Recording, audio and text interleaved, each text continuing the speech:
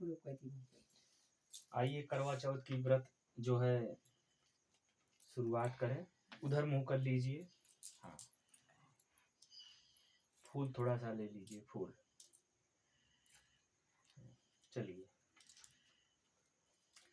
एक साहूकार था जिसके 7 बेटे और एक बेटी थी।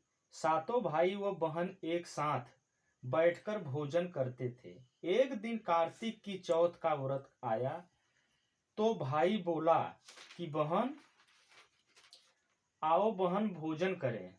बहन बोली कि आज करवा चौथ का व्रत है, चांद उगने पर ही खाऊंगी। तब भाइयों ने सोचा कि चांद उगने तक बहन भूखी रहेगी, तो एक भाई ने दिया जलाया। दूसरे भाई ने छलनी लेकर उसे ढका और नकली चांद दिखाकर बहन से कहने लगे कि चांद चल, चांद उग आया है, अर्घ्य दे ले।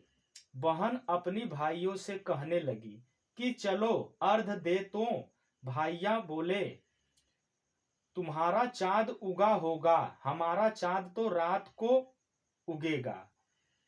बहन ने जब अकेले ही अर्घ्य दे दिया और खाने लगी तो पहले ही ग्रास में बाल आ गया, दूसरे ग्रास में कंकड़ आया और तीसरी ग्रास मुंह की ओर किया तो उसकी से संदेशा आया कि उसका पति बहुत बीमार है, जल्दी भेजो। माँ ने जब लड़की को विदा किया तो कहा रास्ते में जो भी मिले उसके पांव लगना और जो कोई सुहाग का आशीष दे तो उसके पल्ले में गांठ लगाकर उसे 1 रुपये देना।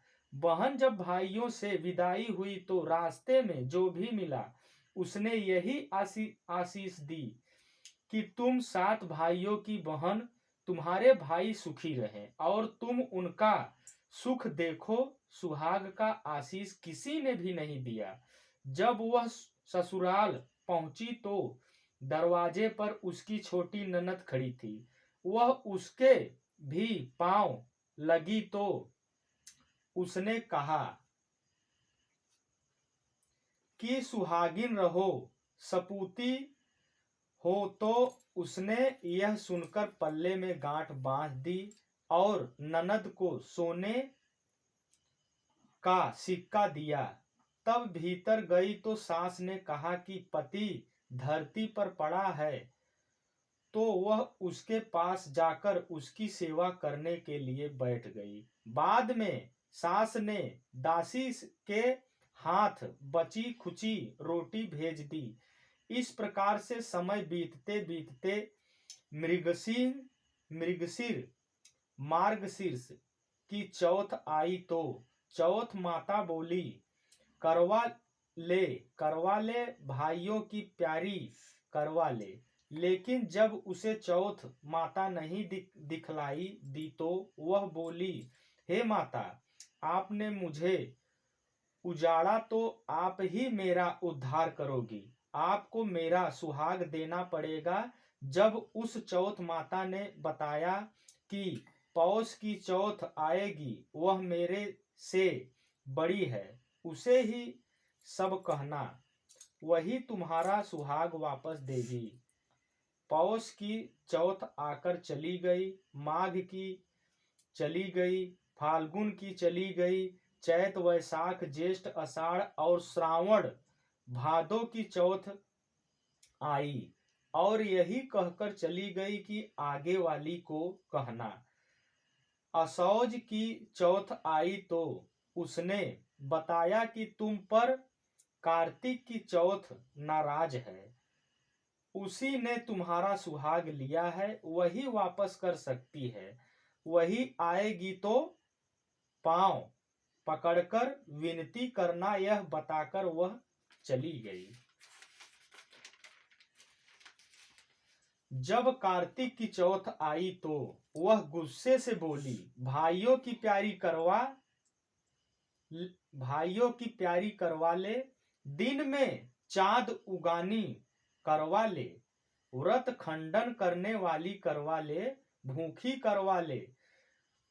तो यह सुनकर वह चौथ माता को देखकर उसके पांव पकड़ कर गिड़गिड़ाने लगी। हे चौथ माता, मेरा सुहाग तुम्हारे हाथों में है, आप ही मुझे सुहागिन करें। तो माता बोली, पापिन हत्यारिन, मेरे पांव पकड़कर क्यों बैठ गई? तब वह बोली कि जो मुझसे भूल हुई उसे क्षमा कर दो, अब भूल नहीं करूंगी।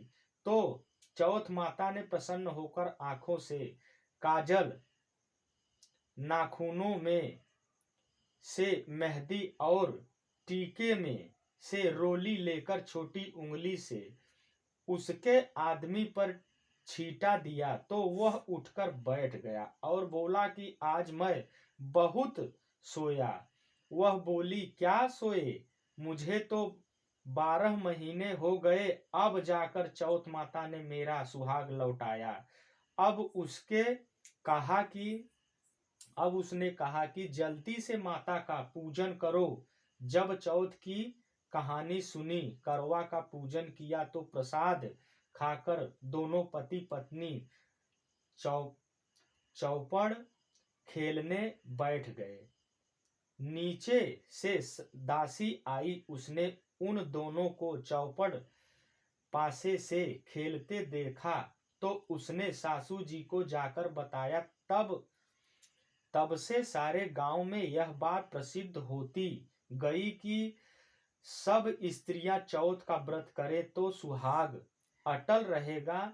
जिस तरह से साहूकार की बेटी का सुहाग दिया, उसी तरह से चौथ माता सबको सुहागिन रखे।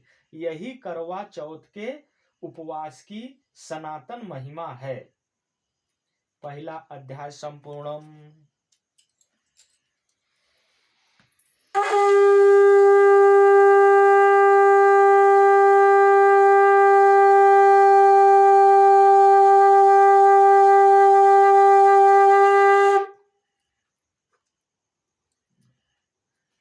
अब दूसरा अध्याय। अब आप लोग आगे वीडियो देखिएगा। 5 अध्याय है। 5 अध्याय पूरा होने के बाद ही कथा संपन्न होगा। उसके बाद आएगी चांद में देखने की बारी। थैंक यू, धन्यवाद। Best of luck.